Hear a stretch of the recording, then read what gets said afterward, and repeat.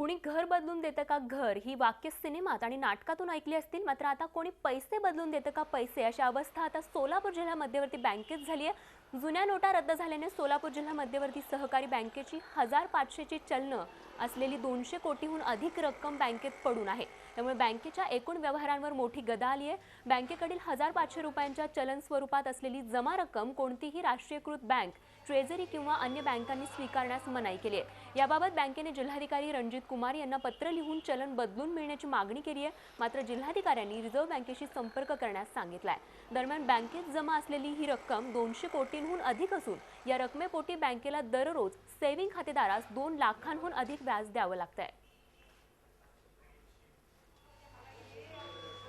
बँकांना दैनंदिन व्यवहार चालवणं अवघड झालेलं आहे। तसेच या चलनामध्ये बँकेची जवळजवळ 90-95% रक्कम अडकलेली असल्यामुळं एकतर त्यांच्याकडून आम्हाला कॅशही दिली जात नाही आणि आमचंही चलन स्वीकारलं जात नाही। त्यामुळे जिल्हा बँकांची मोठी अडचण निर्माण झालेली आहे की या रकमेवरती बँकेला सेविंग दराप्रमाणे खातेदाराला व्याज द्यावं लागते आणि त्या व्याजाचा भुर्दंड साधारण 2 ते 2.25 लाखाचा रोज बँकेवरती पडतोय। असं 4 दिवसांमध्ये साधारणतः 10 लाखाचा व्याजाचा भुर्दंड उलट बँकेवर पडलेला आहे।